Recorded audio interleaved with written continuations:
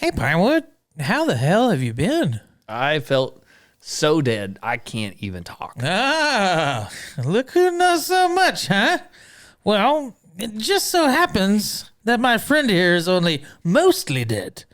There's a big difference between mostly dead and all dead. Mostly dead is slightly alive. With all dead, there's usually only one thing you can do. What's that? I'll go through his pockets and look for loose change and then kick it.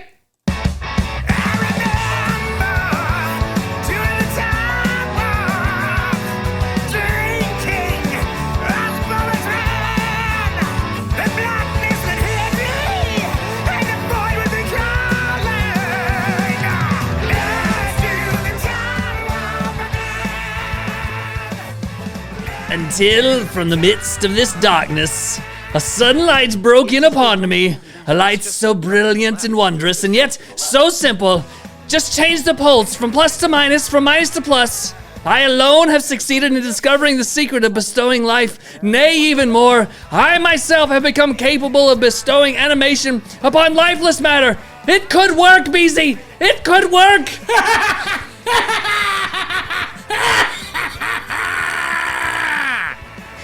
Welcome, my friends and fellow compatriots, to this one-of-a-kind episode, an episode we've been waiting to do literally for almost a year, bro. That is correct. We've been talking about this a long time. Yeah, our pre-inception of the podcast started, I think, About the week this before. time. Yes, so welcome to the Halloween episode of Fraternize with These Guys. I'm your humble host, Pastor Pinewood. Across from me, yet again, your other hostess with the grossest this week. That was nice. I like that. Yeah, I'm glad you enjoyed it. Well, happy Halloween, my friend. Happy Halloween to you as well, sir. One of my favorite holidays. Yes, probably the best one. I think so. I think it's right under Patty's Day for me. Okay, so Patty's, of course, shenanigans abound. Of course. And it's kind of like almost licensed shenanigans, but only for Irish people. I mean, everybody's Irish on Patty's. correct. Halloween is more like worldwide. Shenanigans are allowed. Well, I guess that's fair. You can just have at it. I think it's really just kind of a bastardized tradition in America, though. I don't know if they do so much of it around the world. Well, maybe so. It's definitely a bastardized holiday any way you slice it. Sure. We're actually going to be talking about that a little bit later. Oh, beauty. In the episode. But man, I tell you, one of the greatest things that I really enjoy around this time of year is the ability to just act a fool. And especially like young people, to just lose their damn minds. Yes. And everybody's like, it's Halloween. I mean, what are you gonna do? Just let them do it. It's our Purge Junior. Just go ahead and we're testing the waters for the actual Purge. I didn't even put that together. That's hilarious. Just let them run amok. I mean, just clean it up tomorrow. The Halloween purge. Now, how many times did you have to clean up toilet paper from your house? Never. Not one time. Not one time. Good for because you. It was an unwritten rule. In grade school and junior high and such. Me and my group, we were the TPers. Okay. In the region. So there was just kind of an unwritten rule. Even into high school, you just did not touch Beezy's house. That's interesting. So you kind of had like some street cred. I definitely had the street creds. Nice. And we never got hit. Now, I take it you did some hitting. Oh, yeah, quite a bit. Okay. Quite a bit. Never Allegedly. directed at you. Allegedly.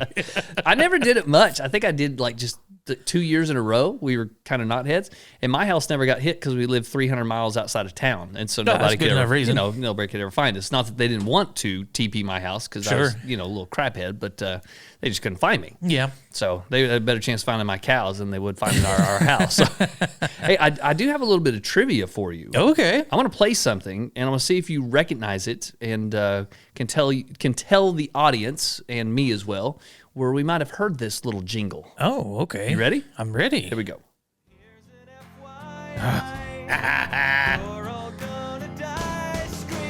All we want to do is eat your brains. Does that take you back? Yes.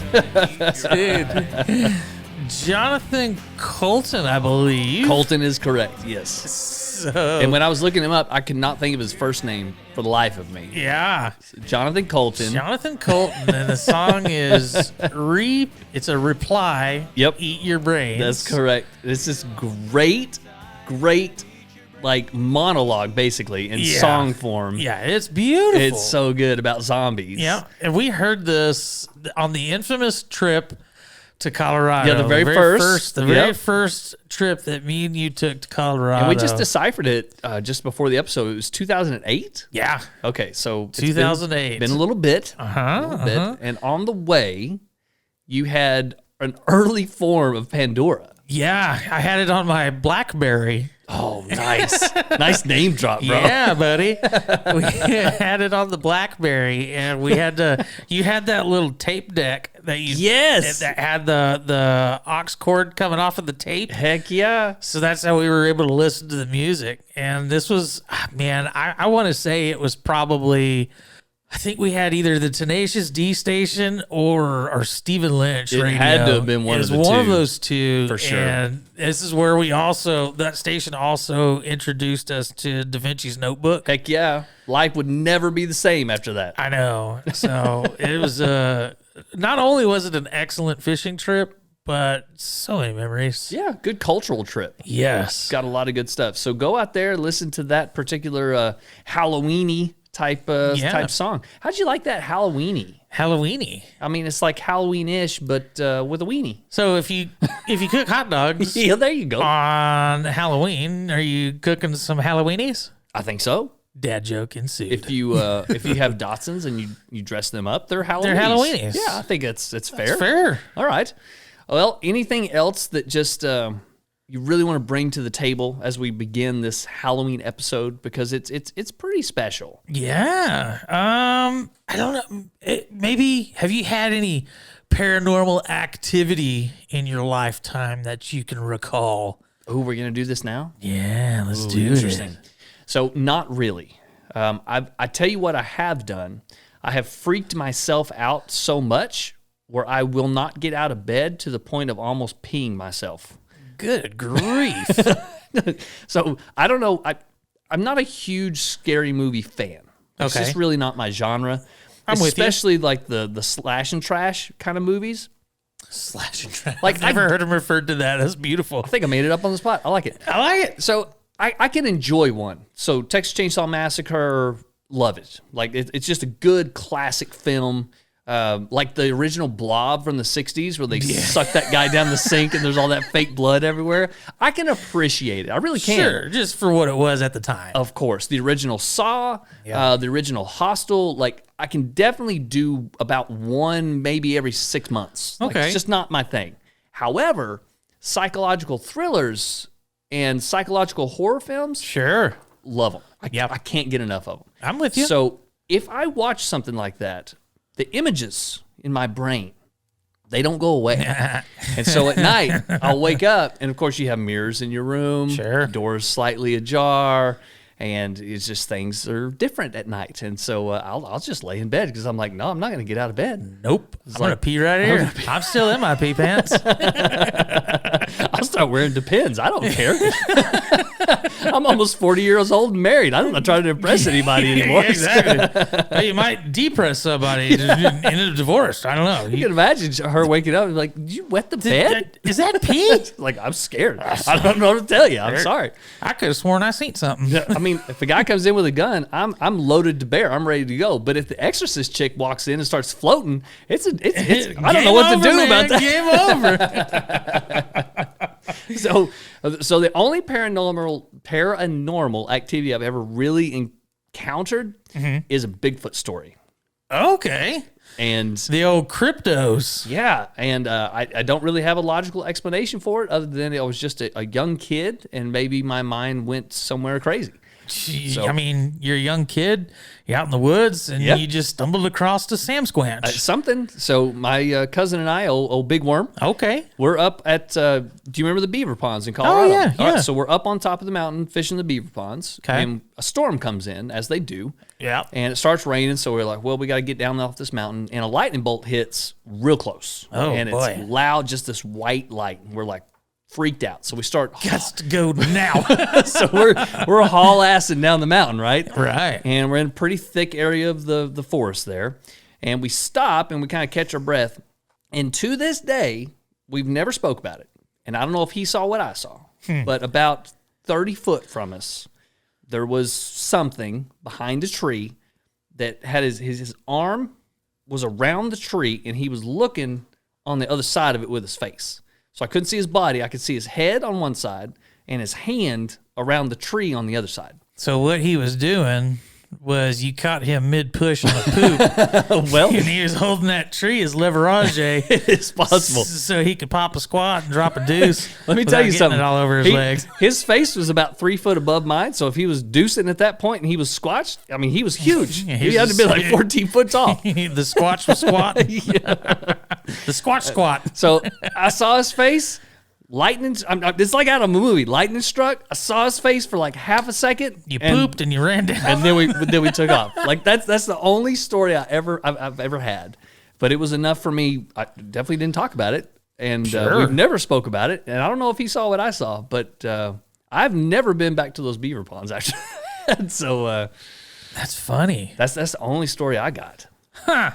I've got a handful of them. A handful of paranormal stories. A handful of them? Yeah, I do. I'll share one of them right now. And this actually wasn't me. This was my dad.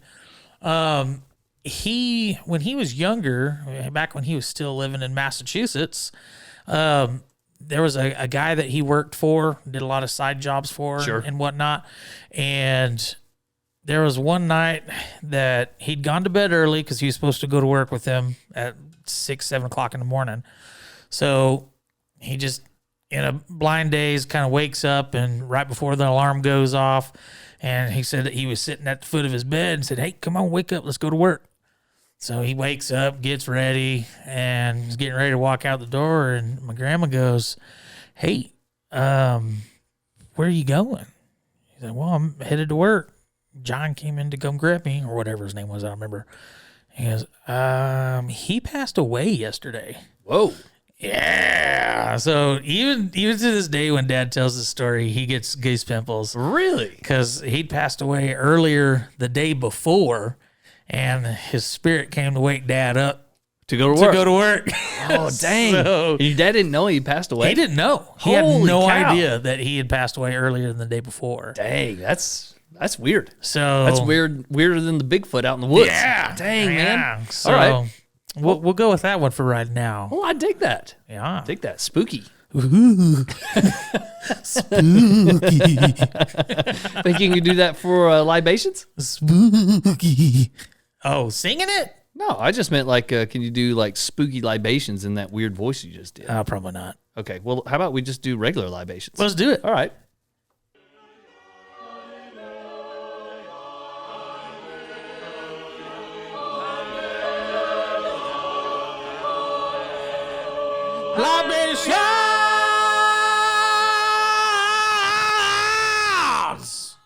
Libations. How many times are we going to do that before that gets really old? Probably 5 or 6 more. I mean, I'm in it for the long haul. I don't know about everybody else. Do it. All right, Mr. Beezy, what are we drinking today? Well, this is going to be the final brouhaha in our season of spice. Yes, and we kind of shortchanged everybody a week or we did. Or 2. No, just 1. But we'll talk about that later. So okay. I mean, derail us. So this is kind of going trend in October. We're going to do either some sort of pumpkin beer or an Oktoberfest. Yep. And then we're going to round out, hopefully, fingers crossed, next week with a very special holiday brew. But we haven't found it yet, so bear with us. And unfortunately, the news is not looking very good for its arrival next It is week. not. So it might be a little bit late, but that's not our fault. It's somebody else's fault. So today is the Leinenkugel's Oktoberfest. Now, if you don't know, the original Leinenkugel is divine. And it tastes just like Fruity Pebbles. You cannot... I would love to say we're exaggerating a little bit. We're literally not. Yeah. It tastes like definitely Fruity not. Pebbles in a bottle. with a little bit of alcohol. It is fantastic. What's going on here? I have no idea. Something went crazy though. I don't approve. The spirits is coming. little demons in the mix. Mm-hmm. All right. Okay, so Leinenkugels, this is the Leinenkugels Oktoberfest, and 5.1% ABV. Yeah, 20 IBUs. Okay, which isn't terrible. Not terrible. A little up there for you. A little high for me, yeah. But on their website, if you want to go to their website, it's leine.com. It's LEINIE.com. That's interesting. And you think they put that because people couldn't spell Leinenkugels? I guarantee you. And even Leine's pretty hard. There's that weird EI thing going on. I before E, except in kitchen or something like that. It's supposed to be after C, but in this case it's an L. So you Germans, y'all got to work. So Leinenkugels website, for their description, we actually have a description, so that's pretty good. Beauty. It says Oktoberfest is a rich and toasty Marzen-style beer. Our proud German heritage shines through in our homage to arguably the world's greatest festival. And I won't disagree there. I agree 100%. A traditional Marzen-style beer, our Leinenkugels Oktoberfest has a toasted malt flavor and subtle spicy hop notes that make it perfect for celebrating fall in true German fashion. Beauty. So let your steins runneth over. And they do have a pairing. Oh, really? It pairs with brats, spetzels. What is that? Spetzels, I think, are... Oh, spetzels. I thought you said specials. I mean, yeah, okay. It goes well with specials, too. But spetzels, pork chops, soft pretzels, and spiced apple cake. Man, I want some pretzels now. I know, I do, too. With that beer cheese? And beer cheese. Ooh, oh, son. Buddy. Man, that makes the Wendy's we had earlier really pale in comparison. Yeah, exactly. It's just, hey, they did not pairs well with Wendy's. Dang. So this is probably not a very good pairing for Well, Wendy's. That's all right. I'm done eating anyway. Yeah, same here. All right. Well, are you ready to crack her open and see what we're working with? I say we do so, sir. All right, let's do it. Bowls of candy and goodies, delicious and waiting in store. The sound of cute little footsteps as they approach my front door. Well, extremely drinkable. Yes. And the other Marzen we had that was so bad. I'm pretty sure we have now nailed down the fact that it is not the Marzen style we didn't like. Correct. It was just that beer. That beer. Yeah. Because I really like that. Yeah. I'm not sure. Okay, so obviously when it comes to Oktoberfest, because we're American, Texan first, but American. Tex Americans. I guess the flavor profiles are limited in what we judge against. And so I think I said this a couple of episodes ago, but the first one I ever had really was the Sam Adams Oktoberfest. Right. And it kind of set a bar for me. And obviously that bar has been changed when we got into different, better beers. Sure. But it still holds a good place in my heart. Yeah. This one, I think rivals that. I'm glad you said that because I would have to agree. This one is pretty solid. And it's slightly more bitter. A bit. I do get the bitterness out of it, but one thing that I don't get, surprisingly, is the spice. I mean, there's a very faint spice to it, but not what I would expect from an Oktoberfest beer. And also remember maybe that with that spice that you're perceiving out of the beer, we're drinking this with nothing else. And maybe the whole point of these Marzen Oktoberfest beers is drinking to pair. and eating. Yeah, and Sure. it's a festival beer. Yeah. And maybe we're missing some cues by not doing that. Maybe that's something for next year we could consider. Could be. Let's just record in Germany. There you At go. Oktoberfest. Okay. We're really going to have some input on the Patreon if we're going to go to Germany to record some episodes. I hear it's kind of pricey. Yeah, and also we're going to have to sail because I'm not getting on a plane. So I tell you what we could do. We could do it in Fredericksburg. Oh, we could do that. I'd be down with that. All right, then. Okay, so on the Leinenkugel, I do now again. It could be because this is a Marzen style and they're limited in their range of acceptable brewing processes. Processi. processes? Proceed. Process, whatever. Proceeds. I would like a little bit more alcohol content in it. I'm with you because this is 5.1. It kind of leaves me feeling like it's a domestic. Like Yeah. it's just kind of a lager and A well balanced flavored lager. no. A great domestic, but it Yeah. leaves me with that kind of an empty beer. Yeah, feeling. because it's gone pretty fast. Yeah, and again, it may just be our inexperience with these style beers, Yeah. but the Sam Adams doesn't do that, and it's 5.2, so it's right there in the same, but it has a little bit more spice than this one, and maybe that's it. It Maybe could there's be. not enough lingering spice at the Yeah, end. and I really do think that spice plays a big role in our flavor profiles because that what was that atomic pumpkin that we did? Oh yeah, that was great.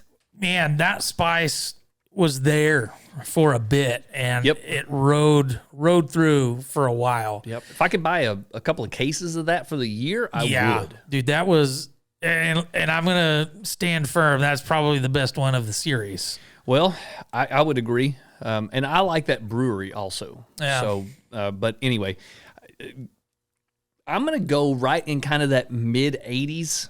So Okay. I'm going to give it an 84. 84. And I'll tell you where it misses for me. There's not enough alcohol content in it, so it doesn't have kind of that kick.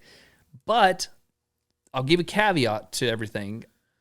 Ding ding ding. I like that bitter IPA higher ABV beer, and it's just not in my wheelhouse, this particular beer. Yeah. So I will give an 84 with the caveat that it probably could be higher because of my own personal preferences, Prejudice. something like that. So I'm right around there with you. I'm gonna give it an 81. Oh, even lower. I'm surprised. A little lower. It is a great beer. I do enjoy it, but like you, I wish the spice was there. Agreed. I wish it was more prominent of a spice, and I wish it was a little bit higher in the ABV. And I think the spice would linger and be more prominent if it had a higher alcohol content. Maybe so. Well, so I think we're in agreement on that. On the other hand, if you see this in your beer store, you should probably go ahead and get some. Yes, because I would assume it's probably getting ready to be phased out for seasons. Yep, agreed. And so go grab it if you get a chance to, and definitely have a brat with it as well. Yeah, or some pretzels. Oh, some pretzels with some beer. You can't go wrong with some pretzels. Woo, making me hungry, son. Yeah, boy. All right, you ready to get into a little 4 questions? Let's do it. All right.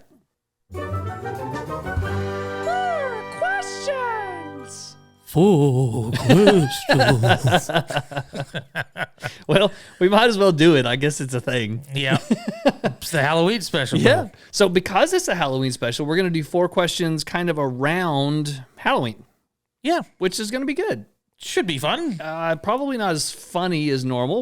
Of course, we're not. I don't know. I mean, We're comedic bronze, like you said. that's still one of the better lines. Oh, I had to say that one is definitely your best one yet. Yeah, we need a shirt that just says comedic bronze. Yes. All right, so question number 1 coming in from Old Beezy. Yes. So, question 1. You are sleeping with your partner, and suddenly you realize that he or she is a ghost. What would you do? So when you say sleeping, do you mean like sleeping? Not going to town, not knocking boots or nothing. Oh, okay. So You're sleeping. okay. So you're just sleeping beside each other. Yeah. Okay. All right. We might change that here in a moment. I'm sure we will. So you're lying in bed with your partner, Yep. who you love dearly, Uh-huh. and then you look over and she is a ghost. Yeah. Okay. How do you know? What's the prime indicator that they're now a ghost? Probably floating. Oh, dang. Or they have like a corporeal Yeah. corporeal outline. Corporeal's a good word, bro. I know, man. I like I'm that. telling you, it's all the studyings I've been doing here lately. Corporeal. Yeah. All right. So I was thinking like you'd look over and it'd be like one of those cartoons, there's just a little halo over their head. You'd be like, oh, dang. Well, at least she's an angel. She doesn't have little devil horns or anything. What's that old joke that? I knew my wife was dead because the sex was the same, but the dishes were piling up. That's good, man. That's good. I thought you were going to go to the other direction, which was we treat her like an angel, but we're devils in the sheets or something like that. No, that's not how the joke goes. Your joke was better. I likes it. Okay, so what do you do? Well, I guess lay there in bed and piss yourself because you're not getting up. I mean, well, for you, for sure. You're not getting up. You might as well just release the valves. I mean, there's mirrors, the door's ajar. I mean, all kinds of weird, freaky crap's going on. I'm not doing nothing. Just sit there and waller in your pee and poo. I guess. Well, in all seriousness, is their physical body still there? And then you just like see their ghost form?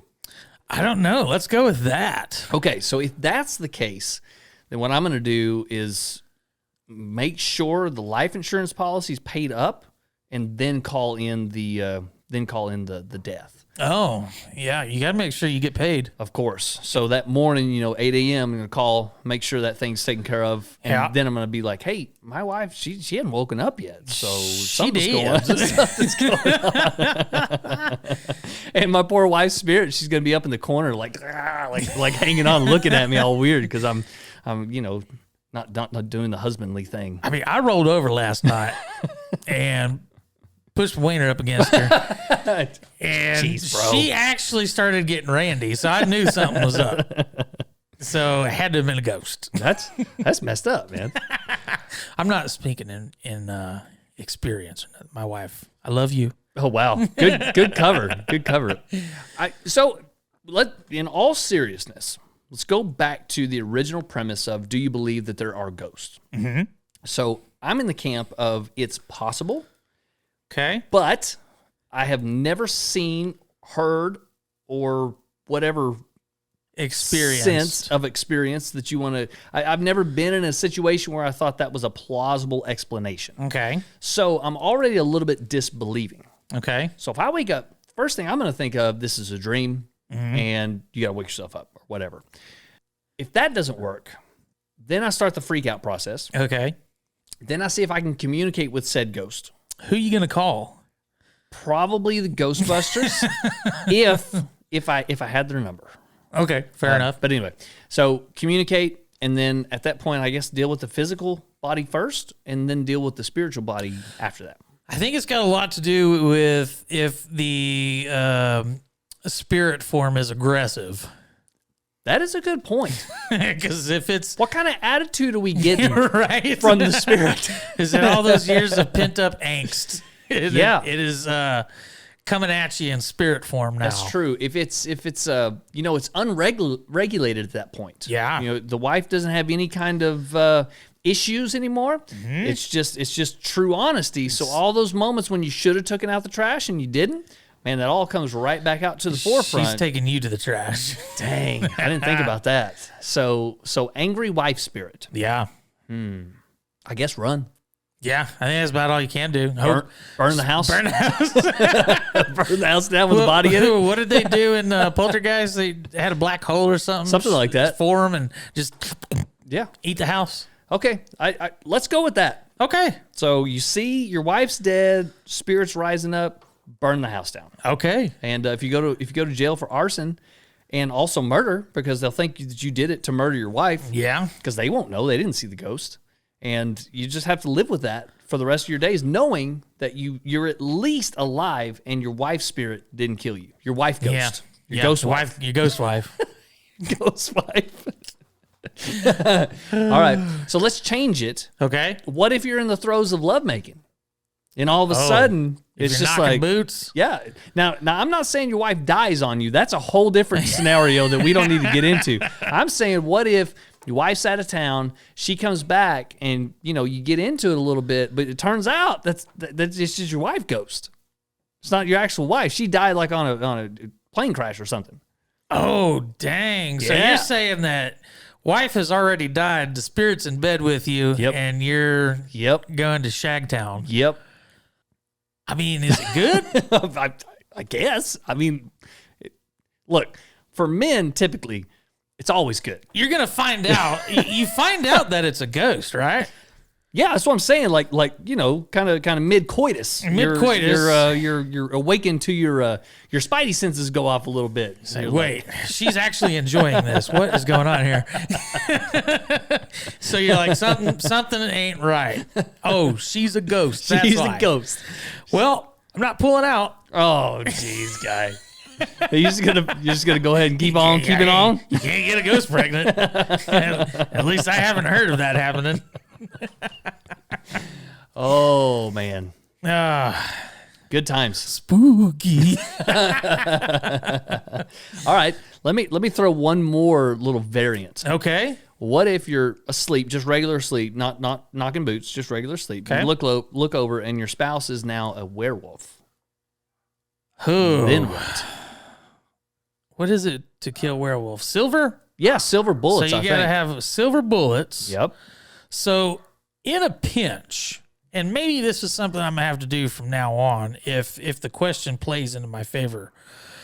In a pinch, if you don't have access to silver bullets, can you use a Coors Light can? I think you definitely can. And it is a silver bullet. Okay, so theoretically, on your nightstand, you would have a gun for protection Yeah. against people coming into your room. Yeah. You would also have one Coors Light. Man, I'm probably gonna have 6 in the chamber. You just gotta have You'll have your handgun and 6 Coors Lights right there on your nightstand. You gotta have it fully loaded, bro. Can you imagine having to explain a handgun and 6 Coors Lights on your nightstand? It might look a little sus. You might eventually, your wife just ignores it. She's like, you know what? I don't know, whatever. I don't care. But people who come over, they walk in your room and they're like, what is going on? bro? Why do you have a gun? Well, she might turn into a werewolf, and you can never be too safe. Wow. So either she might turn into a werewolf, which makes you look absolutely bananas, or that helps me sleep, which makes you look like a raging alcoholic. So, I mean, it's a lose-lose either way until something happens, and then it's a win-win. So you need it. It's kind of like Noah. Everybody called him crazy until it started to rain. Yeah. So your wife turns into a werewolf, you're going to be bananas. But when that happens, You got silver bullets. prepared, my friend. Yep. Prepared. Preparedness is half the battle. All right. So all of our survivalists, make sure you got some silver bullets. You gotta have a silver bullet. Silver bullet. Wouldn't that be hilarious if there was a novel and the whole thing over this, I don't know, werewolf and vampires or whatever, and they're talking about silver bullets the whole time. And it gets down to like the last scene, and the dude shoots him like with a gun with a silver bullet, and it doesn't do anything. So he starts chucking beers at him. Nope, from behind him, there's like one guy that's figured it out. And he just comes running up behind him and just throws a beer can at him, and it explodes him into like Nice. mist. Nice. Love it. Why didn't they do that on Buffy? They should have done it in what was that stupid vampire werewolf movie? Twilight. Oh yeah. You know where it would have fit? In all seriousness, you could have slipped that into an episode of Grimm. Ooh. really That could've. was a great show. It was a good show, and it had some of those little humorous quirks to it. I think you could have done that. Definitely. All right. We should have talked to him. Yeah, we should have. It's a good show. Yeah. Anyways. All right. Are you ready to move on to question number 2? Hit me with number 2. All right. You're allowing kids, you got the light on, Okay. allowing kids to come up and ask for candy. Yeah. What is the best children's costume that you've seen? Oh. Now let's start with the question: Do you hand out candy? No. Okay, I don't. I don't. That does not surprise me one bit. Bro, I don't have this girlish figure for handing candy out to kids. I keep that shit for myself. You can take 2, give 1. Take 2, give 1. Or I can take 3 and give none. So it sounds like Math is in my favor. it sounds like Obeezy's house needs to be TP'd this Halloween. I have no trees, so good luck to you. Beezy Scrooge McDuck. I know for a fact that you could probably ring toilet paper around all of your grass burrs, and you'd have a hell of a mess. Well, yeah, that's for damn sure. They're pretty much like small trees. Yeah, they are. All right, so best children's costumes. Man, so personally haven't witnessed, but I've seen a bunch online, And of course, you've got really good ones. Some of the funny ones that I've seen that we've actually talked about doing in the next couple years is doing like the family. Yes, of course. So me, the wife, and the baby. We would do like Peter Pan, Tinkerbell, and Wendy. Nice. Then there was another one that was the Princess Bride. Okay. Where you have somebody as Wesley, Princess Buttercup, and then something else. Okay. Those are always really cool and super clever. Yeah, of course. I really dig the family thing. Yeah. Especially, I don't know why, but especially like a dad and a daughter. Yeah. I don't know why. Yeah. It's a good mashup. Yeah. There's a couple of people that have posted some really, really intricate designs. There's one guy, I think it's his son, is disabled. So he's built all sorts of stuff that goes around his wheelchair. Nice. Like he built him a DeLorean. Okay. And then it had the doors and everything that opened up. And then there's another year that he built the from Aliens. You know that big old yellow machine that she jumps in to fight the alien? Yes. Built one of those. Okay. All right. I saw one of them that was really cool. There was the mech suit for Krang from Ninja Turtles. Nice. And the little kid was actually Crane. Heck yeah. That's awesome. So Good shout out too. Yeah. Man. That's like, that took me back. old school, Yeah, buddy. man. Old school. By the way, any of you people out there who do garage sales, if you ever find any Ninja Turtles figurines, you better scoop them things up. Yes. They're worth the time. All right, so I'm definitely with you on the family dynamic. Yep. I really like the father-daughter thing. I don't know why. I don't know if it's just cutesy or whatever, but I like dads being involved, and so I'm sure that speaks to that. There's a couple online, two in particular that I've seen that I really like. Okay. And the first one has been around for several years, and probably all of you have seen it, but it's the little girl who goes as a fart. Yes. I love that costume. I don't know why.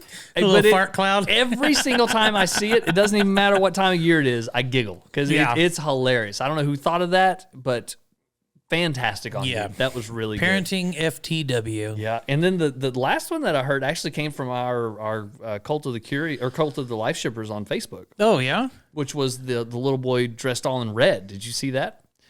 So little boy, he shows up. yeah. He shows up after all the festivities. He's all in red, and he's like, "Hey, I'm your period. I'm sorry, I'm late." Yeah. Fantastic. Restores. I think that was Logan that posted that. It's so good. I must have chuckled for at least 10 minutes after that because that is a good one. That is a great And if you had somebody that maybe was, I don't know, 8 to 12, somewhere in that range, and had some balls, that would be pretty good. You win all the candy. Yep, that'd be pretty good. Also, if you're grown up and you had like a Halloween affair that you were going to, and a little soiree, if you will. Oh. You go as a regular costumed folk, like one that, just a Batman or something you don't spend much time on. Right. And then after everyone's kind of settled in and done their thing, then you like leave and show back up as the period. Sorry, I'm late. It would be really good that way too. But I like it. I like any child that has given some thought to their costume, even if it's their parents' influence. I don't care. Yeah. If they've done something, they just didn't go pick it up off the rack. Like I respect that. I really like that. Agreed. We do the thing at the church every year, and we've got hundreds of kids, and sadly, two or three at the most. You're like, oh yeah, man. Nice. Good looking out, bro. Like, Nice, bro. Nice. most of the other time, it's just kind of run of the mill, throw it together. And Yeah. I don't know. It's this is my holiday. Yeah. Like, Agreed. If I ever have a child, God forbid, there's going to be some thought put into it. Sure. Or we're just not going to do it. Agreed. That's going to be my hill to die on. If you're not going to do it right, Don't you're do not it at going to all. do it at all. Like, Exactly. you don't get any candy tonight. You don't deserve candy. You come to me with something well thought out, then we'll talk. All right, question numero 3. Numero Treskis. Sometimes I randomly space out and become unresponsive to my surroundings. Everything becomes blurry and it's a little hard to hear, but I can't move or anything. What is this? Weird. That's a question? That's the question. Is there during the day? I guess day, night. I think it happens all the time. I'm going to say you probably need to go to the hospital. It sounds to me like one of two things. All right. First one is a Slender Man. Slender Man's coming to get you. Okay. And number two is something that actually I've had before. It's called sleep paralysis. That's where I was going first. And bro, that's some wicked googly stuff right there. Yeah. So sleep So you have it? I have had it. It's I think maybe twice it's happened before. Weird. But there was one time, the one time that I remember, and I never really remember my dreams anyways. Right. But for whatever reason, my dream, it was very evil. And I had this sense of impending doom. Weird. And then all of a sudden it felt like there was something sitting on top of me. And I couldn't breathe. So I started to panic and I couldn't get up. Like I opened my eyes and it was pitch black. I couldn't see anything. I could not for the life of me move. And then finally it gave way. I heard something, like I got an email or something on my phone, kicked the light on my phone, and then I was able to get up. And then I went to the bathroom. Weird. And just blew. Cold. My lips were blue. Weird. Dude, it was insane. I haven't shared that with anybody. That's bananas. How old were you? Oh, I was late in my 20s. Dang, son. So the wife has it. And thankfully, she hadn't had it for years, but she has similar experiences where it's so terrifying. And when you finally do kind of kick out of it, which is a great way to put it, like it literally like jars you out of it.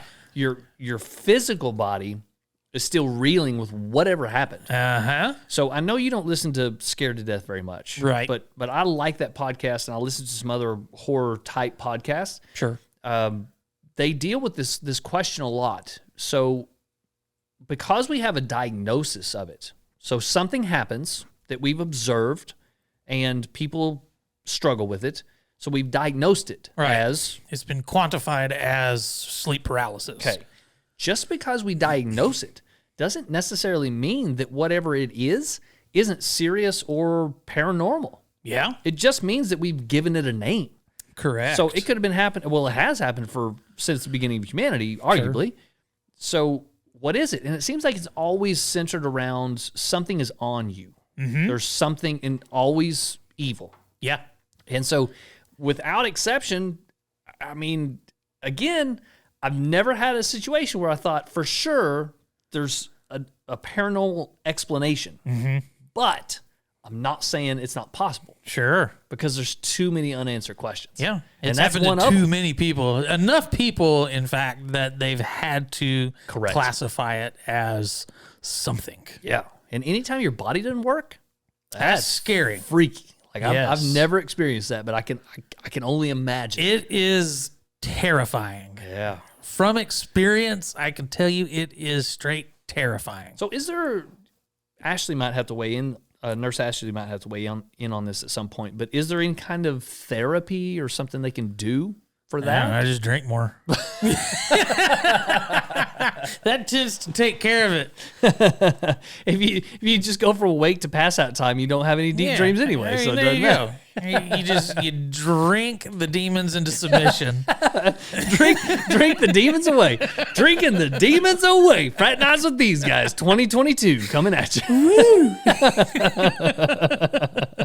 I tell you what, man. Our circle logo, drinking the demons away, written on top, 2022 would be a pretty good shirt. I'd wear that. Funny. Drinking the demons away. So next year when we're in Germany, Germany Little, Fredericksburg, we'll have that shirt as a special because that's pretty good. I liked that. All right, so Slender Man's your answer for this particular person. Well, it's actually going to be sleep paralysis, but I mean, he could have narcolepsy. Yeah. So even if it's during the day, he kind of fades out. Right. He just had a narcoleptic episode. Isn't it weird? I'm sorry, my mind goes weird places. No, you're good. Isn't it strange that Slender Man has made such a huge comeuppance? Yeah. And it was all considering what it was. It was just an internet hoax, like just some idiot writing online about this weird entity that he made up out of thin air. Yep. That's craziness. Oh, the internet.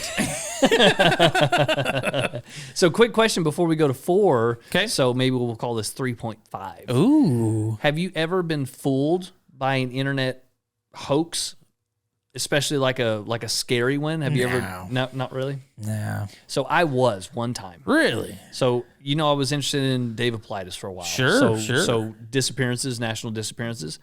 I was at a fishing tournament, and it was about a 6-hour drive. And so we finished the tournament, driving home, and I put on some Paulides podcasts. So he has some podcasts with George Norrie and a couple others. Yeah. Put on that, and it went automatically into these other 2 podcasts where they were talking about these mysterious stairs in the forest. And they were talking about these stories where these guys would find these mysterious stairs in the forest, like just a set of stairs, like 6 stairs leading up to nothing. Or they would lead up to a door frame and then nothing behind it. Weird. And they were telling these stories about they go through the door frame and they disappear, or they go through the door frame and then nothing would happen, and then 6 months later they'd be dead, and like all these. I was like, where the hell are all these weird these stairs? I've been in a lot of woods. I ain't never seen those stairs. I've hunted a lot of places. I've never seen these stairs. And I listened the whole way home. I listened to this stuff. I got home and I went to bed. I didn't think about it. And next couple of days, I just researched it real quick. It's a creepypasta thing that was just made hilarious. up like 3 years before. I was like, them sons of bitches, they got me. They got me. Got me. But I will say, pretty good stories. It is pretty good. Pretty good stories. All right. Question number 4. Okay. The most important question around Halloween. Oh. What is the best and the worst candy to hand out and to receive? Ooh, scary. Oh, man.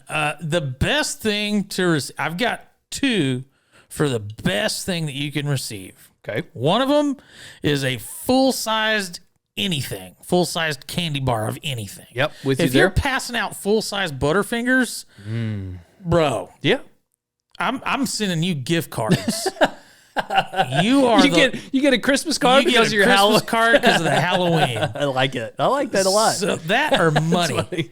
Oh yeah, the money. Yeah, That was a weird one, wasn't it? man. It really was. Like you'd be digging through and you just like have a dollar bill and you're so where the like, hell did this dollar come from? I'm 6 years old, man. $1 buys a lot of stuff. There's a lot of gum.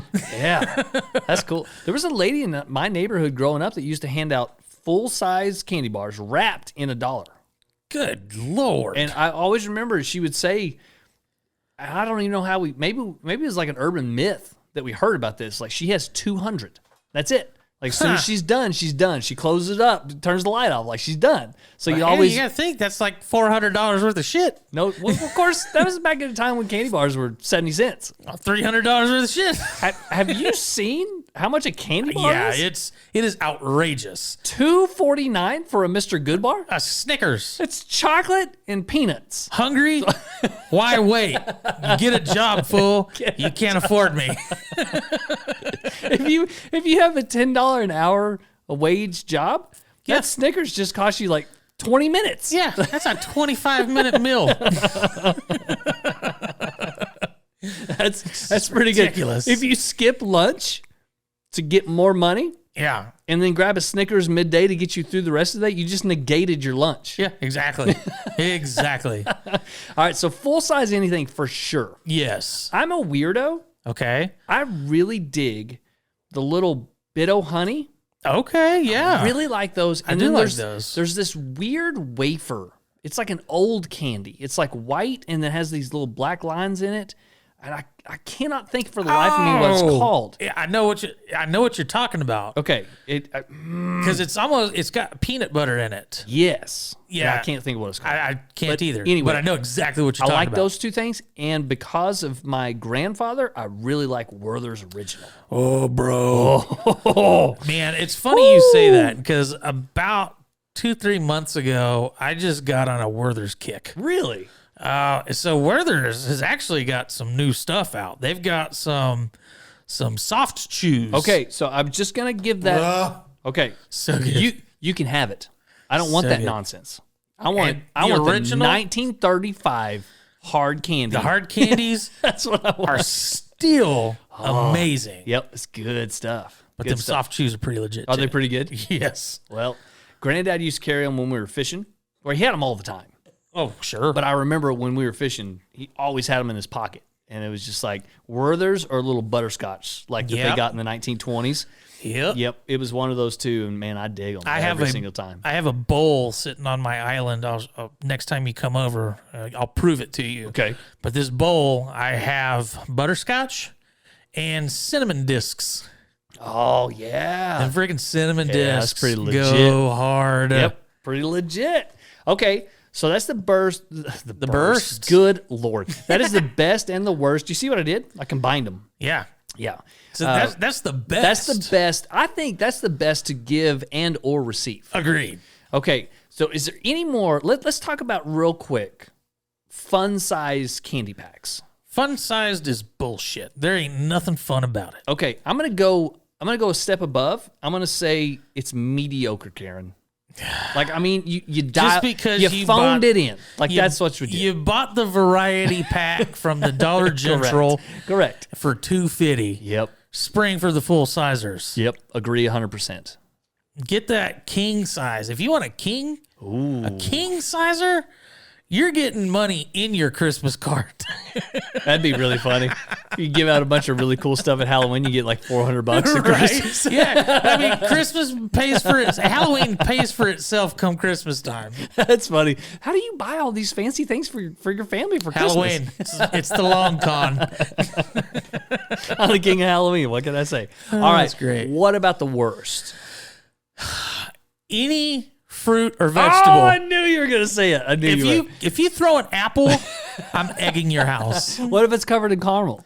I'm egging your house. Oh, dang. Wow. Okay. I can buy caramel apples my own damn self. I tell you what, if it's handmade, if somebody took the time to hand make one, I'll accept it.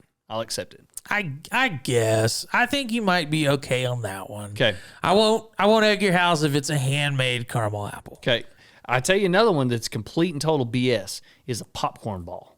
You can keep that nasty crap in your kitchen. That's I have gross. no desire to eat a popcorn ball. I tell you what, if you hand me a popcorn ball, I'm going to ask for your cottage license. And then I'm bringing the city to shut your shit down. Can we get a health inspector over here?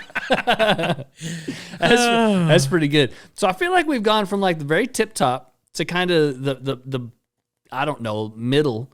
And now we're kind of scraping the bottom. Yeah. But there's still a bottom rung. Yeah. There's worse than fruit and vegetables. Yeah. Well, wait, we got one. If you give me toothpaste or a toothbrush, I was about to say I'm gonna egg your house. Like, that's not gonna do that for sure. You're a dentist. You're getting your house egged. Yep. Okay. So, but even worse than that. Now, this is just my own personal hang up. I think any kind of loose candy that's not wrapped. Well, yeah, that's got cocaine or marijuana in it. Well, we could hope because it's so funny that was the thing growing up. Don't eat unopened candy because there's drugs in it. There's drugs in there. Nowadays, like, where the hell are the drugs? Give me the drugs. You have razor blades. Then you realize how much drugs cost. You're like, there's no self-respecting person that buys drugs that's going to put that shit in candy. Yeah, that's right. And hand it out. Yeah, they're going to be taking the drugs. Yeah, exactly. And then all the razors and the apples and blah blah blah. Like it literally never happens. Never happens. Just this weird fear and panic that people stowed up. Thanks, media. So any kind of loose candy that they just like drop in the bucket, nope, done. Can't do that. Don't want that toilet sweets. Nope. It doesn't even matter what candy it is. I have no desire to eat that. It's like, what is the matter with you? Yeah. Okay, so last part of question number 4. Okay. So we have the best and worst candy, obviously. Sure. Is there an age limit? No. I feel if you roll up to my house and you're 48 and you're rocking a bitchin' costume, king size candy bar, bro. Okay, so I'm gonna go with you halfway. If you're rocking a good costume, okay, and you have a kid with you. See, I don't even agree with that. If you're gonna take the time out of your schedule to dress up, okay, and you're 45, and you're like, you know what? My candy is getting depleted. Instead of going to the General and spending $10-15 to reload up on my candies, I'm going to get the free shits. Wow. So, yeah, bro, you get some candy. Congrats. Hey, thanks for taking time out of your day to dress up and show me your costume. Okay. Appreciate you. All right, so I'll amend my answer. Okay. I will give that person candy. Are you gonna talk But I'm going trash to talk about it? crap as soon as I close the door. But this son of a I gun. had over here. Uncle Fester rolled up over here. I wanted some candy. Didn't have no churns with him or nothing. Yeah, I gave him an apple. Oh, man. I gave him an apple. I gave him an apple with a razor in it. I gave him an apple. You know, it'd be really cool if you looked out for the adults and you actually did give them candy with drugs in it. I know. Say, hey, you got my level? This is special Here. Snickers. Don't give this one to the childrens. That is for you when the childrens go to bed. You want to make sure that you're by yourself when you take this one, or have a really good friend standing by. Have you ever had ecstasy? No? Okay. What you're going to want, get a couple of friends. All right, man. Hey, good 4 questions. Let's get out of here and go into a little cinemize with these guys.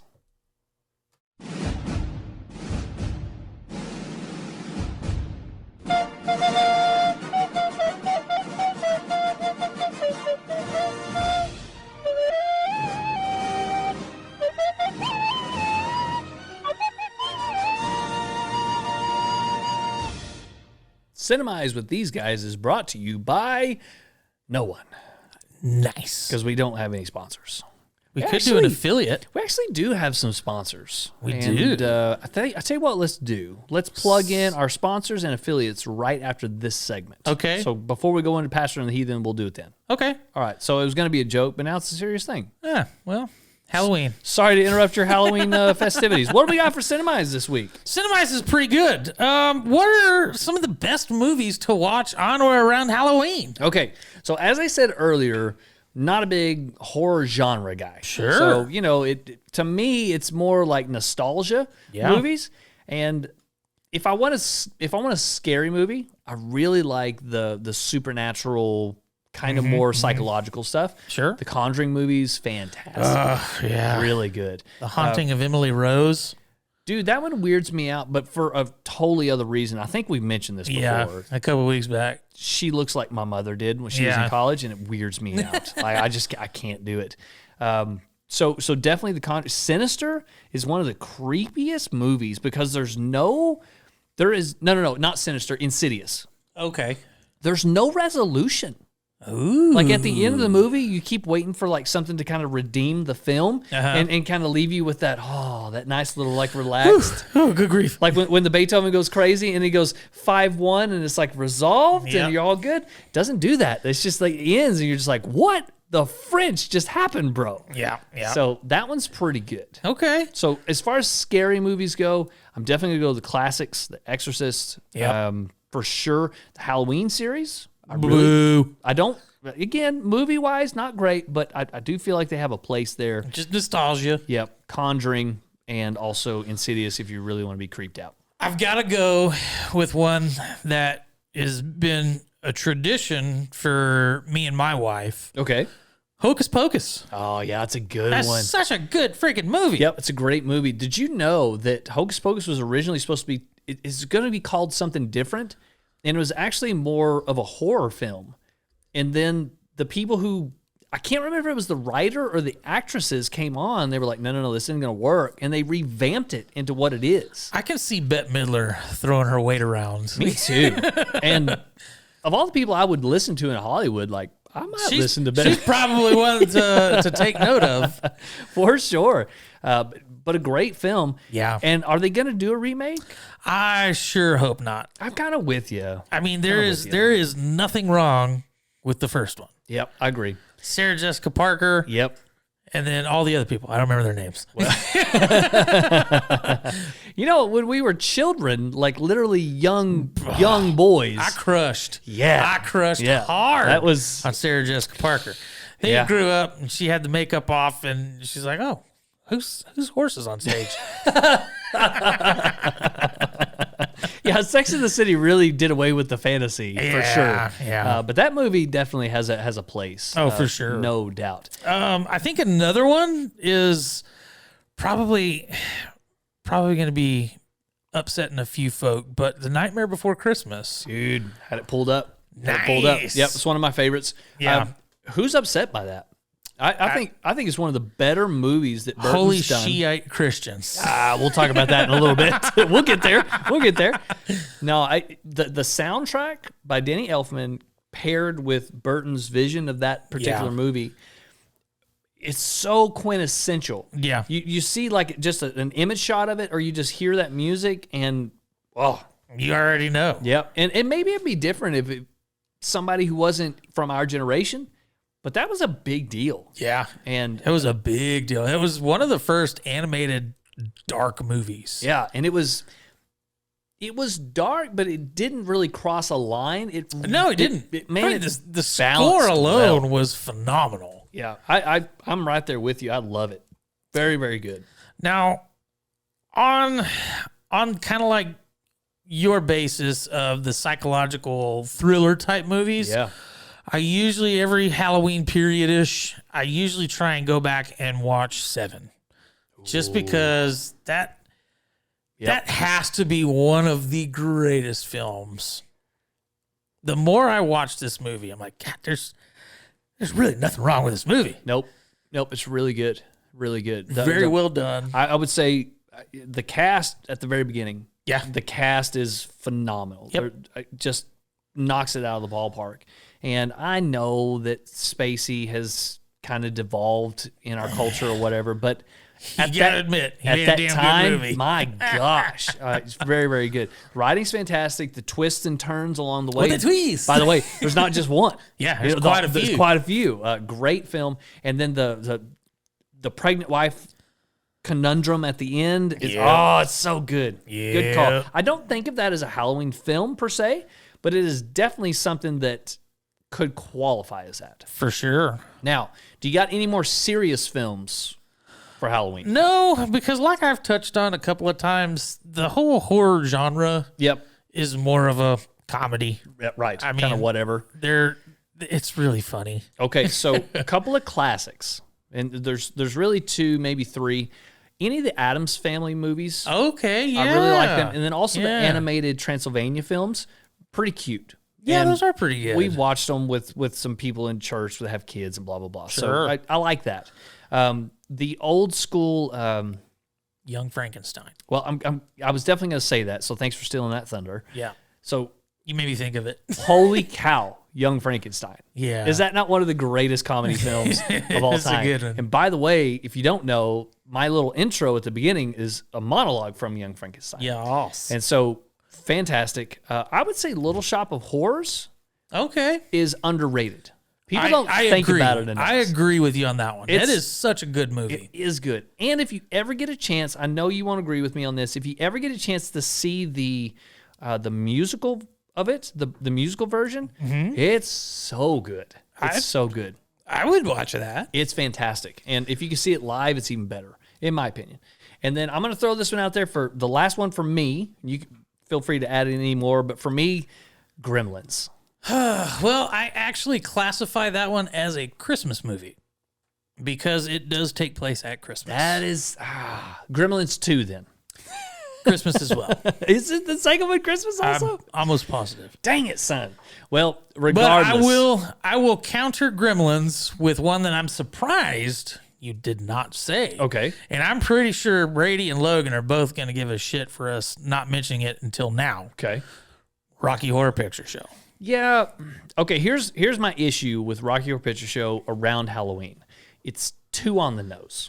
Well, I mean, it is, but I don't know. it's good stuff. It's great stuff. So the movie by itself, as a movie, is not a good movie. It's pretty much throwaway. After the first 30 minutes, you can pretty much just stop watching it because Sure. it doesn't get a lot better after Sure. that. But the idea around it was a live performance where people are in costume. Yeah. So you go to the live performance at midnight on a Friday. Mm-hmm. You're in costume. You do all the little back and forth, blah, blah, blah. Mm-hmm. And doesn't have to take place during Halloween. And the people who bring it up in Halloween, like, you're posing, man. Like, you're not a real fan. Like, you don't know. Like, if you really know, you do it all year. You don't just do Well, it then around we'll Halloween. give that one the honorable mention. Okay, all right. I'm with you there. Okay. Now, please don't mishear me.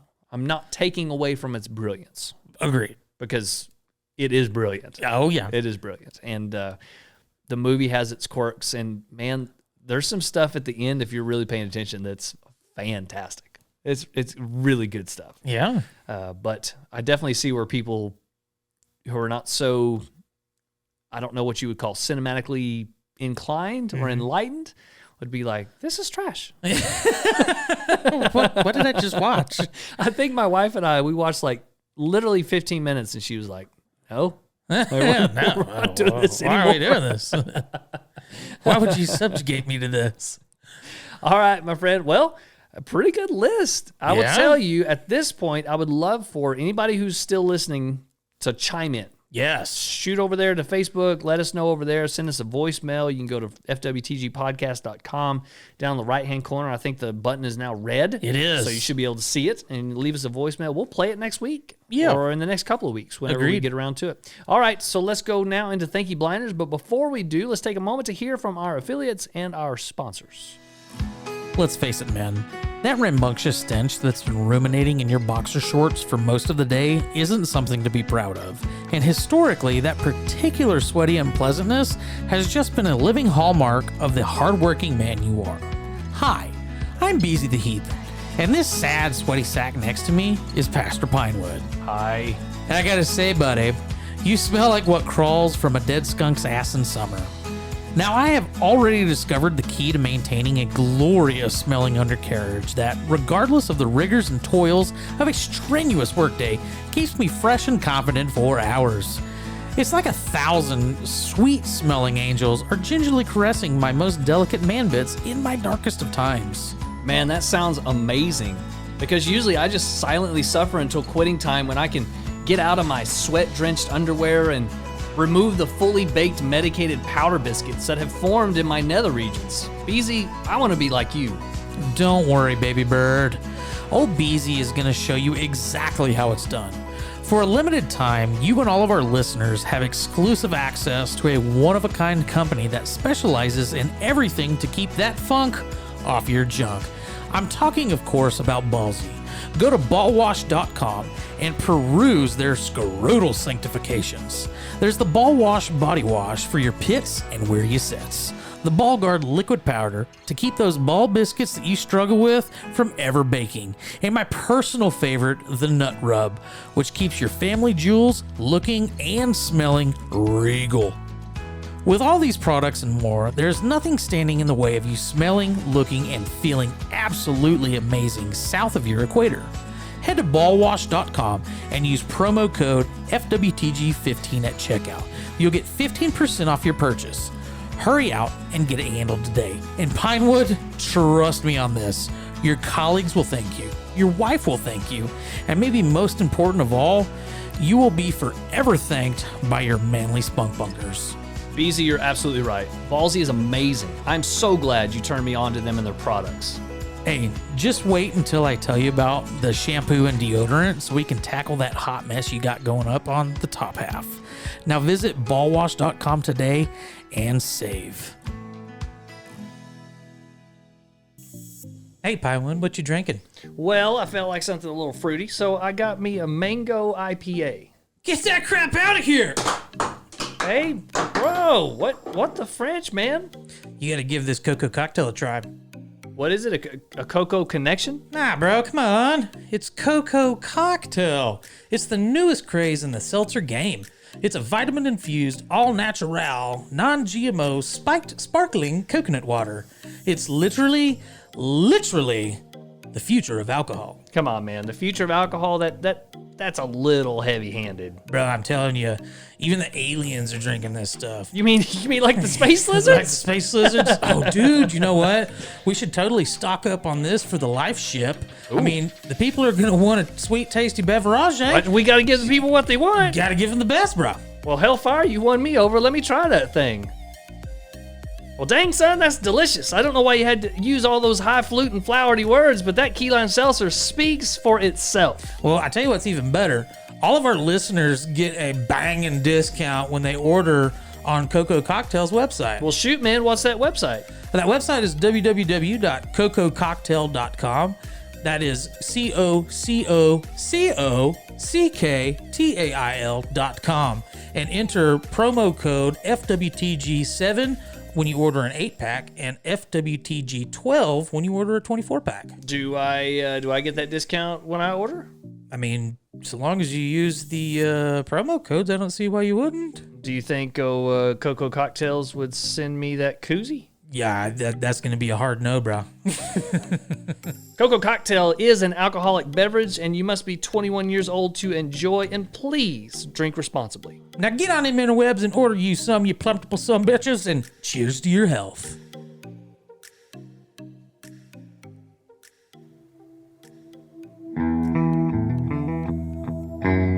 Thank you, blindness.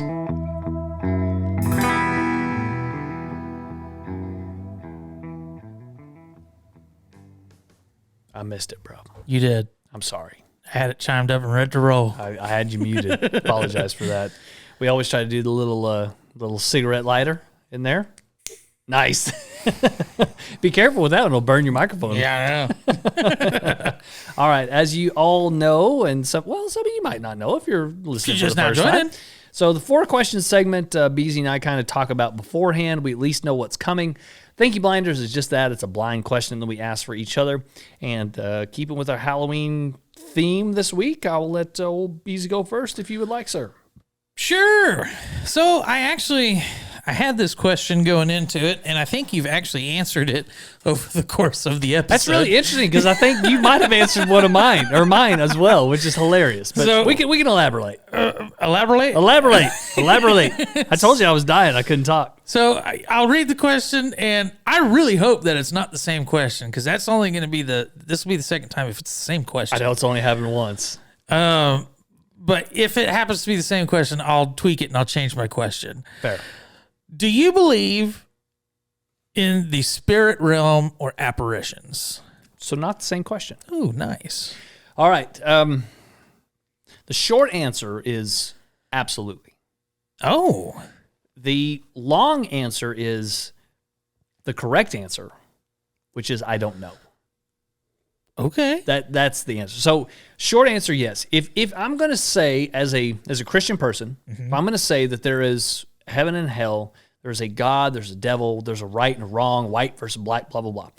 You have to make allowance for a spiritual realm. And if there's a spiritual realm, that means there's something above us, around us, that is constantly not necessarily battling, although the Bible says that they're battling. At the very least, they're at odds with each other. In any kind of system, biologically speaking, evolutionarily speaking, whatever, when you have systems that are at odds with each other, there's clashes, there's violence, there's things that happen. And a lot of times there's fallout from that. So if there's a spiritual realm and there's fallout from their whatever, we would be able to perceive that on some ethereal level. Okay. Again, I've never personally experienced it, but I'm definitely not so rigid in the way I see the world is the right way. Right. I'm not so rigid in that belief that I cannot say it doesn't, that I can say it doesn't exist. Okay. My wife is a spiritual person. She claims, now she's also a twin. So she has this weird connection, and it's strange. You can go to dinner with them. They don't talk, but they communicate. It's weird. It's weird. You can see it. It's like a physical thing you can see. Sure. She claims to see things and hear things sometimes, and I definitely trust my wife. So she's not lying to me. Right. Is that something that is real and physical and manifesting in her life? Maybe. But again, I think the right answer is yes, it exists, and I don't really know. Yes, and who knows? Yeah, and people who say yay or nay, like 100%, frustrate me.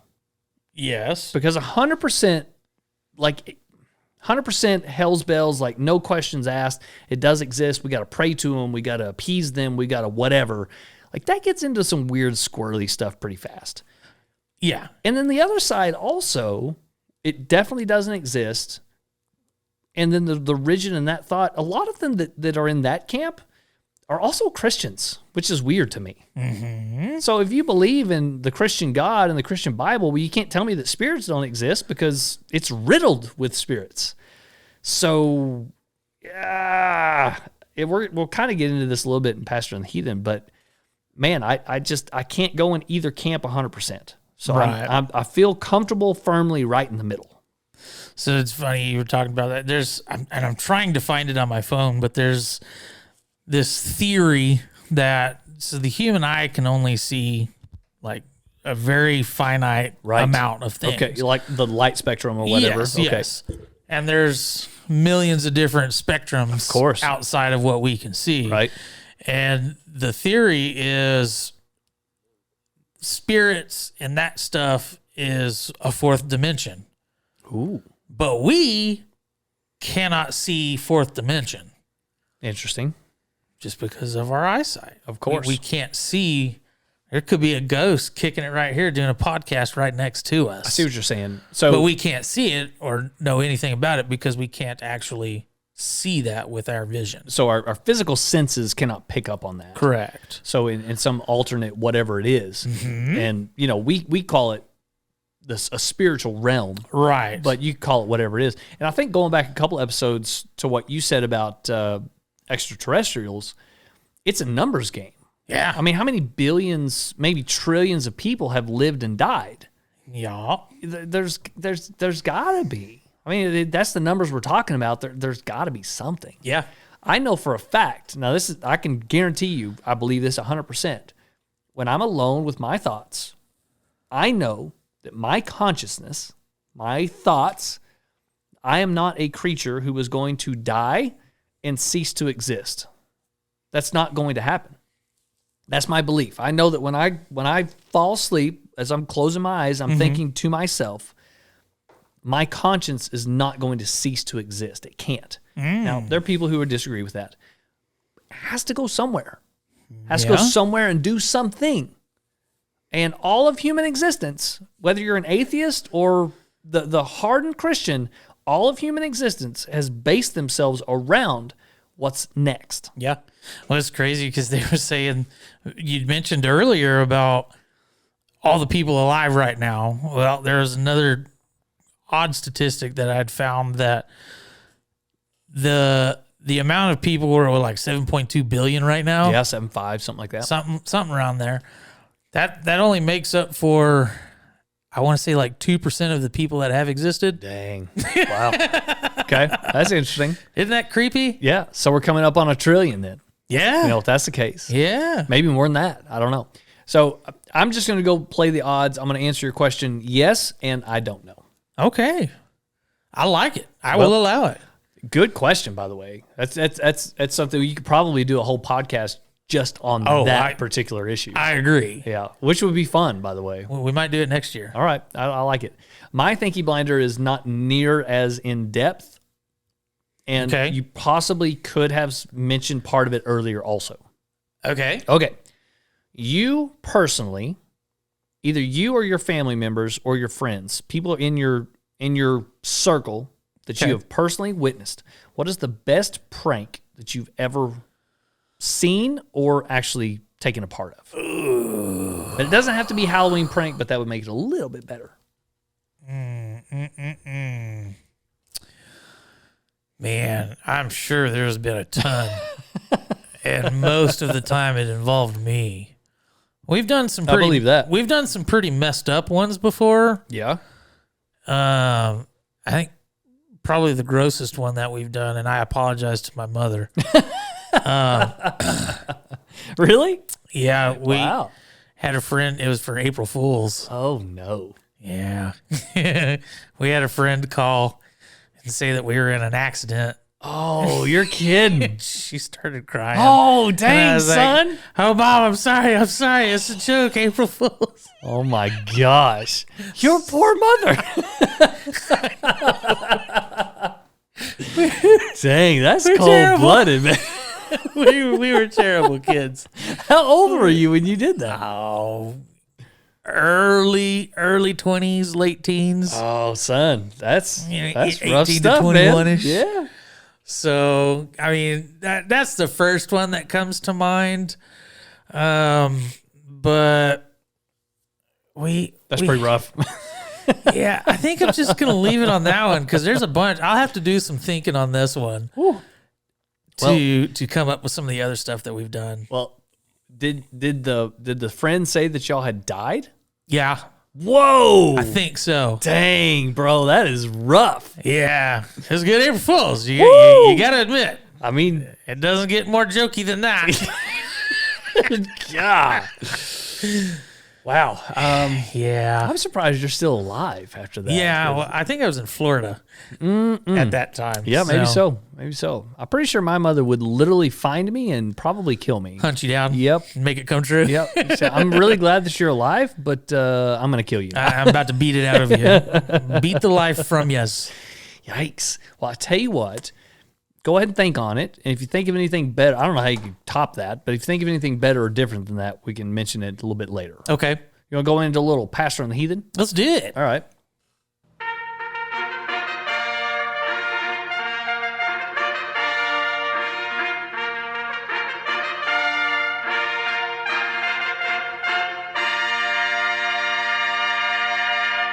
The Pastor and the Heathen. Pastor and the Heathen, which is really what the whole podcast was supposed to be like a long time ago. And then we Yeah. got sidetracked a little bit, and then we kind of came back to it. Yep. And it's turned into one of my favorite segments. And I really had told myself that I was going to change the intro music, but I kind of like it. I mean, the trumpets are starting to... It's a little long. That's the only thing. It's a little spaced out. I But mean, I don't think so. I don't know. I feel it works. you know, the amount of time that I just spent saying it's a little long. And I didn't say anything? Yeah, I should have just. It's a Halloween present for you. Happy Halloween. All right. Well, keeping with the Halloween theme, and I want to shout out to Nicole because Nicole Leo? yes, the one and only. This is Nice. also her favorite holiday. Yay. And as a Christian person, it's something that her and I have talked about extensively. And so the question is, can Christians celebrate Halloween?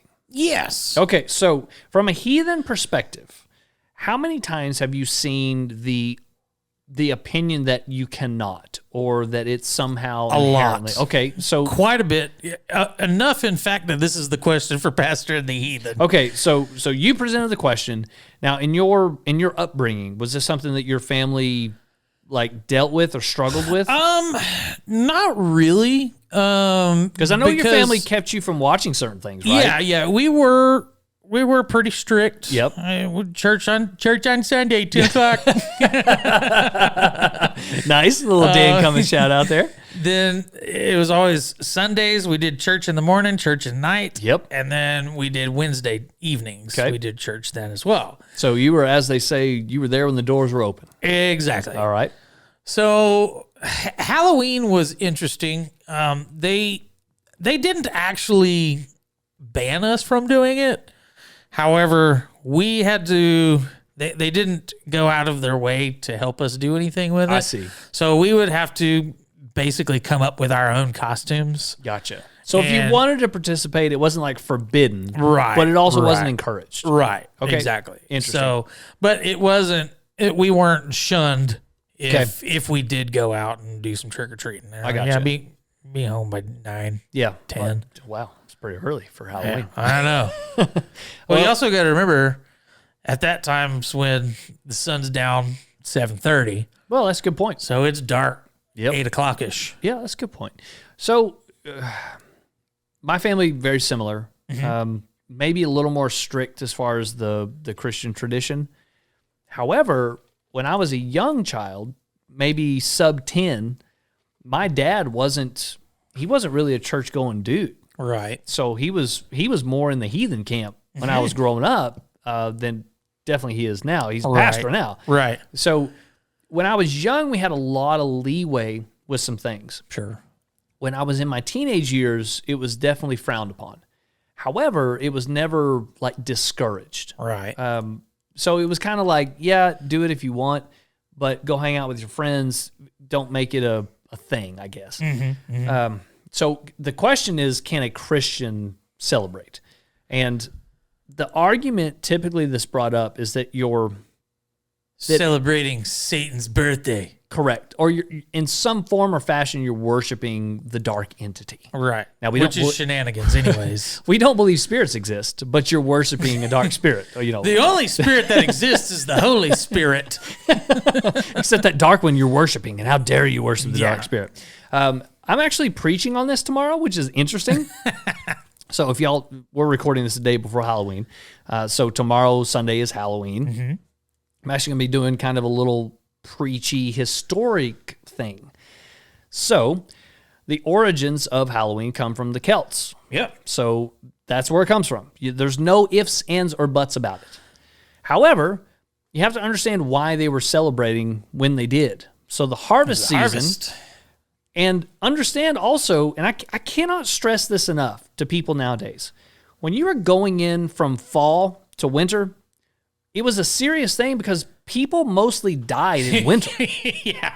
That's when people died. They didn't have central heating and air. Have you been to Ireland? Have you seen Ireland in the winter? Like, it's rough. It's terrible. It's not a fun place to live. So these people in high northern European countries, they're like, okay, we got the harvest. Things are good right now. Let's celebrate because we're probably losing 50% of you guys. You might not make it. So we're going to celebrate with Grandma because she might not make it through the winter. Yep. Okay, so that's the reason for the celebration to begin with. Would you say the reason for the season? Yeah, I would.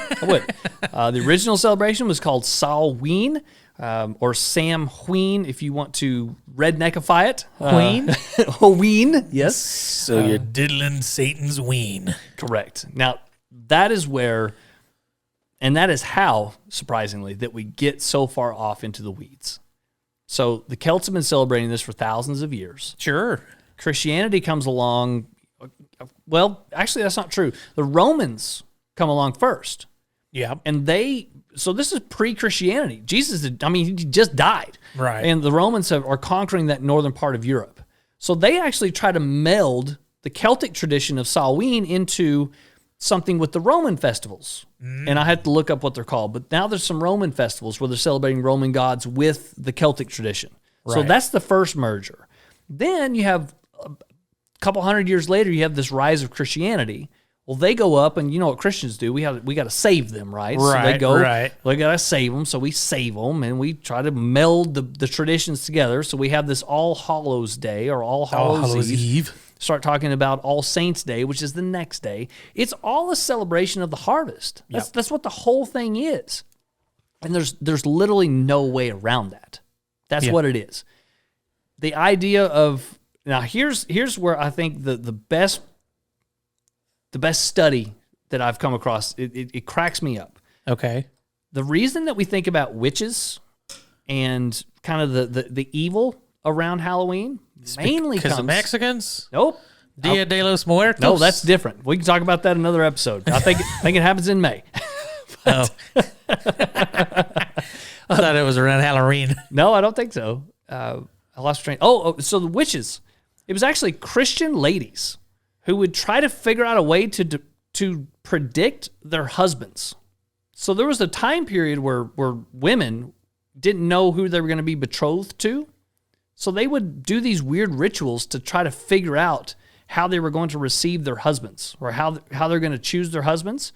So they would take leaves and they'd throw them behind them to see if they like landed in a certain way, or they would hang curtains wet in front of a fireplace, and the way that it dried would somehow tell them what their husband was going to look like or what their name was going to be. What? Yes. And there was all these weird things that they would do. And over time, this happened for hundreds of years. And over time, especially the Puritans, the goddamn Puritans. Sons of bitches. They began to kind of make these connections. Well, they're involving themselves in witchcraft. What do we do with witches? We burn them. By the way, Dia de los Muertos is actually nice. November 1st through the 2nd. What am I thinking of in May? That's Cinco de Mayo. Oh, okay. So a Mexican holiday, I know. That's Mexican Independence Day. My fault. But again, it's all right here in this time frame. Every culture celebrates the harvest. Every single culture celebrates the harvest. There's nothing demonic or wrong about it at all. And the fact that some little kids run around in a devil costume has nothing to do with evil. There's nothing evil about Halloween. It was literally a fact that people were scared about winter. And we have a deep-seated fear of winter. I believe that that's why people are scared of the dark, because it's an evolutionary thing that's happened within us that we're scared of being cold and dark. It's also a reason why Irish and Scottish people can drink more than everybody else, is because they ate so much fermented food through the winter because they couldn't grow anything. And drink their way through winter. Drink their way through winter, which, if you're living in the 1300s in Scotland, I'd probably want to drink my way through winter. I'd be wanting to drink my way through life, actually. But I find it interesting in all of my studies, the reason that we have this, and by the way, I'm not an expert. I literally, when I say studies, it's just crap that I look up online. Everybody can do it. Sure. It's not something I have like some sort of revolutionary idea from. You just got to do a little research. The reason that it's been deemed evil is because Christians have deemed things as evil. That's the only reason. Like, why is the black cat kind of quote unquote evil? It's because the Puritans related witchcraft and black cats together in the 1600s. It has nothing to do with the black cat or some sort of historical thing at all. I think cats in general are evil. Well, that's a fair point. It gets my zapples riled up because it's so frustrating. It's so silly. How many people like you and I have grown up in a household who have been shunned, or have been discouraged, or said you cannot do this or you cannot do that, and you grow up and you're like, what is the big deal? I missed out on all this stuff when I was a child because you think that somehow I'm worshiping an entity or whatever. The devil. Yeah. So here's what I'll end on. Can Christians celebrate Halloween? Absolutely. And here's the reason. You cannot worship something accidentally. There is no way to worship Satan without intentionally worshiping Satan. You can't dress your kid up as a little devil. You can't worship by association. No, it's so silly. The idea of worship is to give your whole self to something. Well, it's just son it's of a ridiculous. bitch. I just went out last night. Was Halloween. Dressed up as a vampire, and I'll be damned if I didn't wake up this morning as a goth. Yeah, and I got who would have thunk it? Who would have thunk it? I got the Antichrist little sticker thingy tattooed in my chest. Yeah, I went out there, I cut down a tree, and I brought it in here for Christmas. And wouldn't you figure? Now I'm a servant of Yule. I had no idea that I was accidentally worshiping the Yule god, but here I am, stuck in the service of Yule. Just ridiculous. It is ridiculous. It drives me bananas. Bananas. So it's this weird, and again, it's this puritanical streak we got as Americans. American Christianity was built on this puritanical whatever, and man, some of us just we hold that banner high. Yeah. Yeah, it sucks. Yes, it does. And I do hate it. All right, so that's my long answer. I like it. All right, well, my short answer is yes. that's probably the better answer. Yeah, probably the better answer. Well, I tell you what, I have had a great time. Yes, same here with this episode. Good beer. Yes. Good questions all around. Yeah, a good time of year. Yes. Just a good time of year. And I know that we've got a couple things we need to address. So let's get into a little updates, and we'll get that taken care of. All right, then.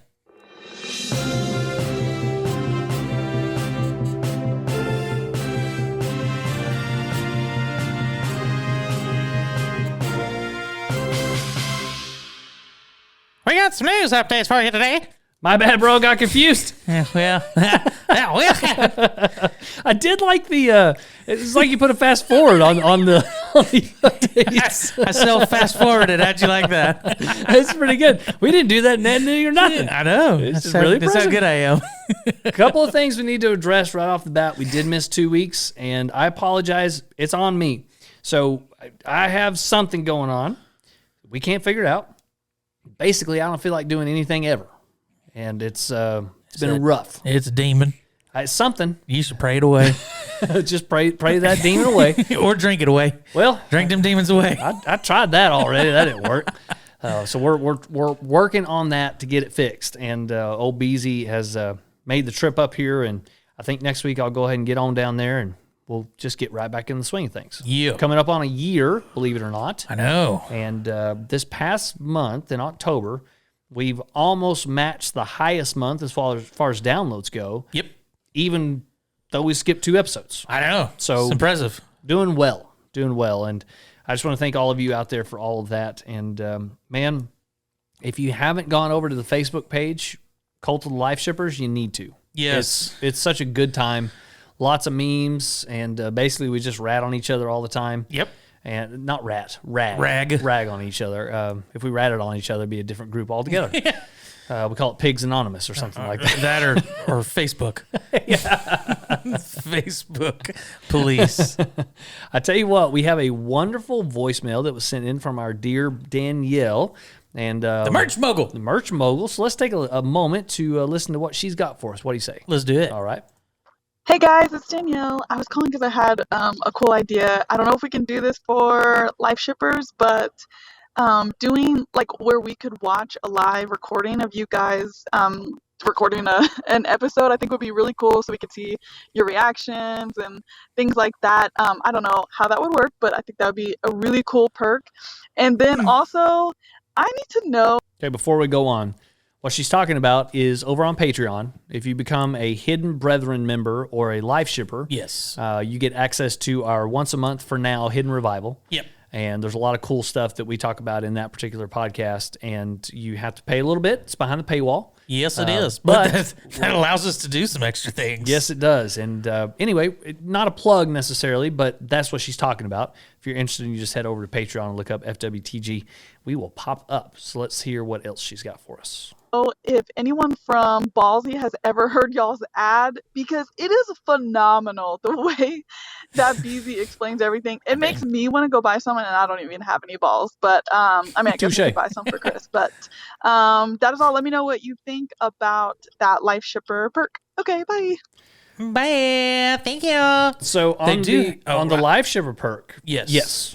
we'll work on that. Yes. We'll try to get something rolling. And also in the works is actually FWTG regular podcast being recorded. Yes. We're trying.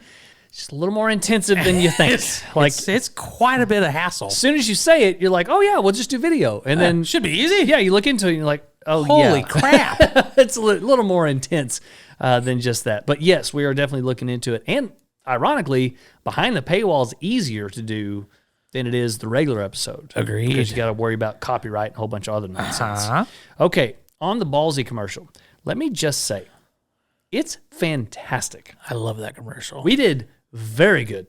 Very good work. Not to toot our own horns, but toot toot. And I am extremely disappointed in the reaction we got from Ballsy. Really? I don't even think I paid attention to that. Because we got no reaction. That's my point. Oh, gotcha. Like we sent it to them. We're like, hey, what do you think of this? Because we spent some time on it and it's pretty good. And nothing. Nothing. Like literally nothing. Huh. Now, granted, we're not selling thousands of dollars of merchandise for them. Fair. But I felt like it was a pretty solid commercial. It is a pretty damn solid commercial. And you heard it early in the episode. Uh-huh. So chime in. Let us know what you think. Danielle, I will let you know, Ballsy did just come out with a new product. That's right. It's like the liquid powder, but it's for the underboob. And I don't remember what it's called, but it's in a pink bottle. You know, they're broadening their horizons. Exactly. And if I tell you what, Miss Danielle, if you would go over and buy your hubby something for Christmas and use our promo code, FWTG15, it would be amazing for him. It would be amazing for us and amazing for you because he'd smell good. Yeah, his scrot would smell divine. Yeah. So it's a win-win. Win. Win. You sound like a little rice burner. All right. So thanks for sticking with us all this time. Remember, you can go over to our website, fwtgpodcast.com. You can leave us an email.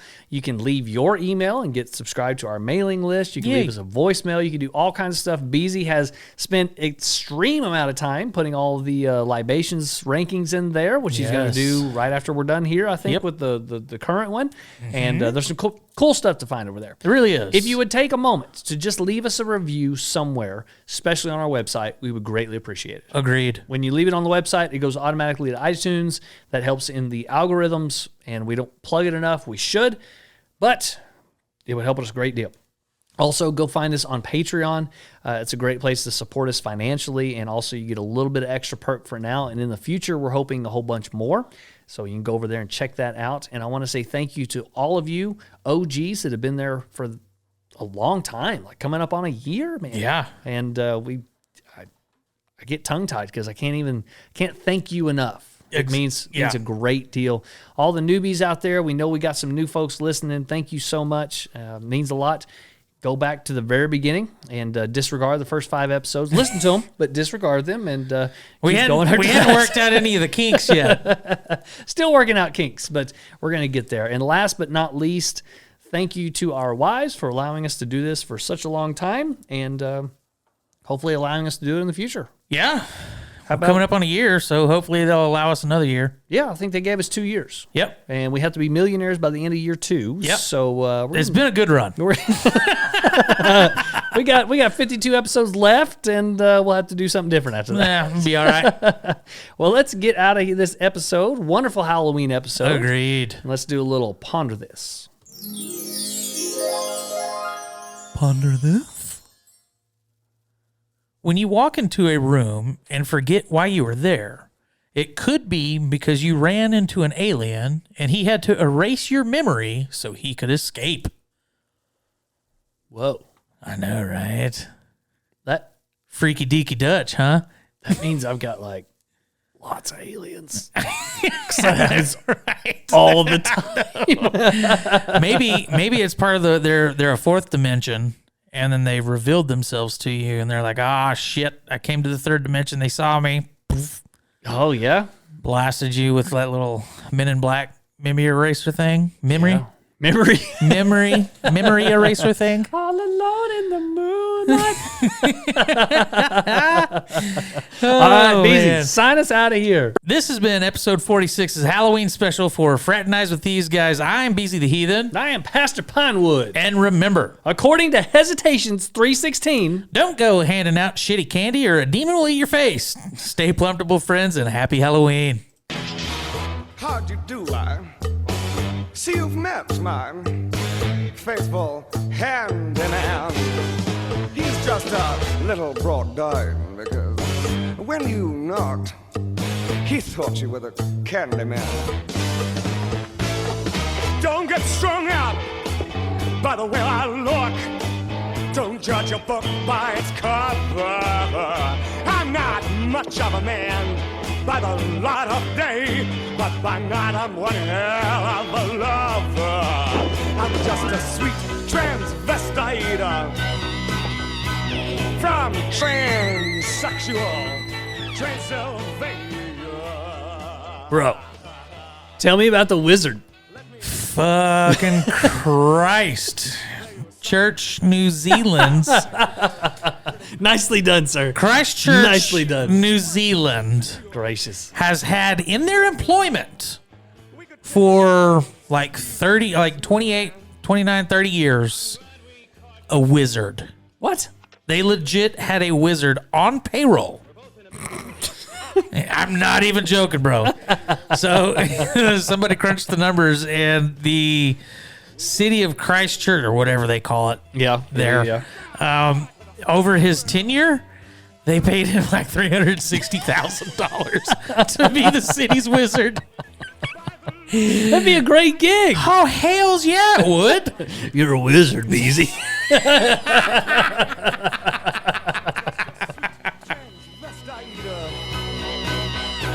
From transsexual Transylvania. Why don't you stay for the night? Or maybe a bite. I could show you my favorite obsession. I've been making a man with blonde hair and a tan, and he's good for relieving my tension. I'm just a sweet transvestite from transsexual Transylvania.